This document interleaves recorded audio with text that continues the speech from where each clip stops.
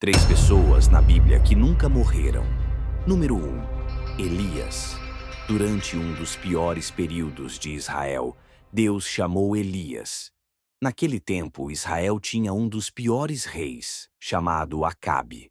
Os livros de reis falam mais sobre a vida dele do que sobre a maioria dos outros reis, mesmo não tendo um livro escrito em sua homenagem. O encontro dele com os profetas de Baal, no Monte Carmelo, o deixou bem famoso. Mas Elias, por outro lado, representava um tipo diferente de domínio. Ele não tinha ligações com a política. Elias, uma figura ousada, conseguia falar a verdade para o poder sem se deixar corromper ou cooptar. Ele defendia a verdade, independentemente de quem estivesse no comando, representando um reino totalmente diferente, com objetivos distintos. Elias parecia ter atingido o auge das aventuras da vida, quase heróico, mas com um coração humilde. No entanto, estava prestes a superar tudo isso, pois iria evitar a morte. Sua partida sem morte o coloca em uma categoria rara de pessoas que não morreram. Embora nunca nos digam quando ou como Deus fez isso, fica claro pelo contexto que ele avisou Elias sobre sua partida iminente. Deus revelou isso aos filhos dos profetas, assim como a Eliseu, que era o velho amigo de Elias e seu sucessor escolhido por Deus. Então, Elias se vira para o amigo e pergunta: O que posso fazer por você antes que eu vá, antes que o Senhor me leve deste mundo? Enquanto continuavam conversando, de repente apareceu um carro de fogo com cavalos de fogo que separou os dois. Elias subiu ao céu em um redemoinho. Que fantástico! Eles estavam andando e conversando juntos, e Elias não estava pregando ou profetizando naquele momento. Era só dois amigos bem próximos caminhando e trocando ideias. Deve ter sido um momento incrível. Então apareceu uma carruagem de fogo e cavalos de fogo, e Elias subiu ao céu em um redemoinho. A Bíblia diz que foi assim, num instante. Eliseu viu isso e gritou: meu pai, a carruagem de Israel e seus cavaleiros. E ele não viu mais Elias. Então ele pegou suas próprias roupas e as rasgou em dois pedaços, de tanto que estava triste. O contrato de não morte de Elias de repente entrou em vigor. Nada que é de Deus realmente morre quando um homem ou mulher de Deus parte. A gente tende a esquecer disso. Eliseu é um exemplo claro, e Deus sempre tem um plano. Pense bem, ele sempre teve seus homens e mulheres em todas as épocas para continuar seu trabalho ao longo dos tempos. Deus nunca ficou frustrado pensando: o que meu povo vai fazer agora que ele se foi, agora que não está mais com eles? Nosso Deus Criador é todo-poderoso e nunca fica sem suprimentos. Eliseu ficou surpreso e um pouco atordoado por um momento, mas isso não durou muito. Ele abaixou e pegou a capa do profeta, lembrando das palavras de Elias. Então atravessou de volta o Jordão, afirmando que o poder ali agora era dele, e começou seu próprio ministério profético a partir daí.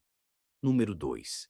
A primeira menção de Enoque está em Gênesis, capítulo 5.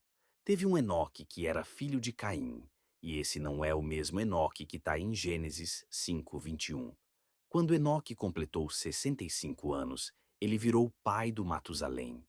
Jude fala que Enoque IV avisou sobre o juízo que o Senhor ia trazer contra eles.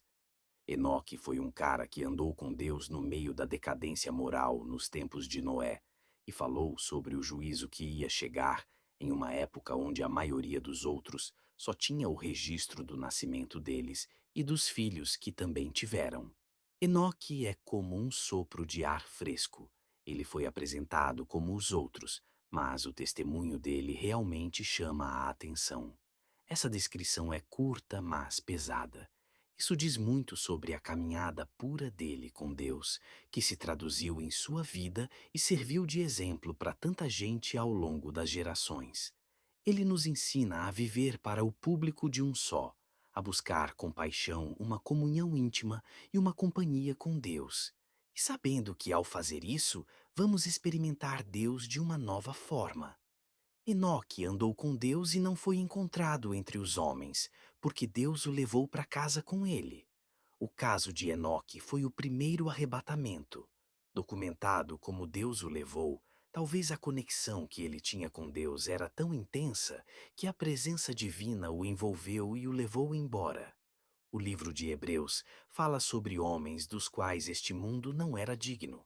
Em Hebreus 11, versículos 5 e 6, na versão amplificada, diz que pela fé Enoque agradou a Deus e foi levado para o céu, para que não visse a morte. Ele não foi encontrado, porque Deus o tinha levado. Mesmo antes de ser levado, ele já tinha o testemunho de que andava com Deus. Ele ficava satisfeito, mas sem fé é impossível andar com Deus e agradá-lo, porque quem se aproxima de Deus precisa acreditar de verdade que ele existe e que recompensa aqueles que o buscam com sinceridade e empenho.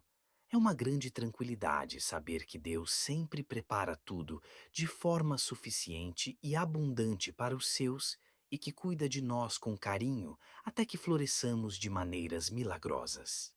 Deus está sempre à procura de sementes fiéis e leais que viverão suas vidas totalmente para Ele.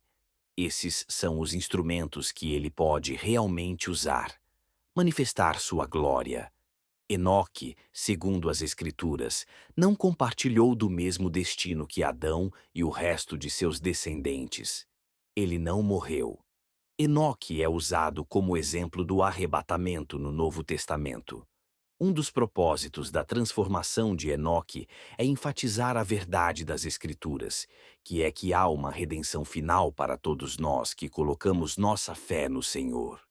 Embora a grande maioria dos crentes vá passar pela morte física, o exemplo de Enoque dá esperança aos crentes de que eles, no final, vão triunfar sobre a morte.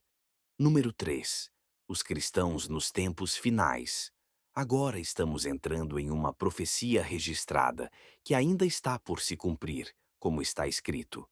Embora muitos de nós, se não todos, não saibamos o momento exato em que Jesus voltará, vamos passar pelas dores da morte. Os cristãos nos tempos finais vão experimentar o arrebatamento.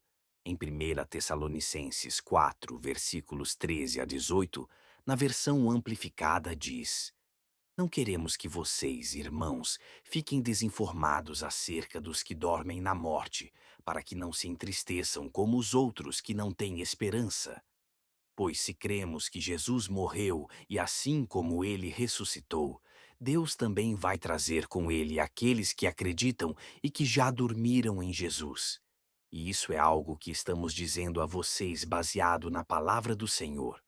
Nós que ainda estamos vivos e ficarmos aqui até a volta do Senhor, não vamos na frente daqueles que já morreram, pois o próprio Senhor vai descer do céu com um grito de comando, com a voz do arcanjo e com o toque da trombeta de Deus, e os mortos em Cristo ressuscitarão primeiro.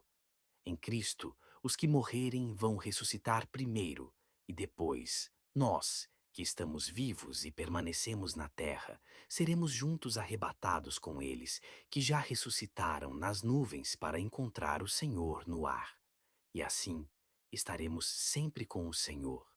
Por isso, confortem-se e encorajem-se uns aos outros com essas palavras sobre nosso reencontro com os crentes que já partiram. Então, de qualquer forma, vamos passar pelo arrebatamento nesse tempo. Assim como Enoque, os cristãos também serão levados para o ar. Uma das razões para a transladação de Enoque é que ele prefigura isso.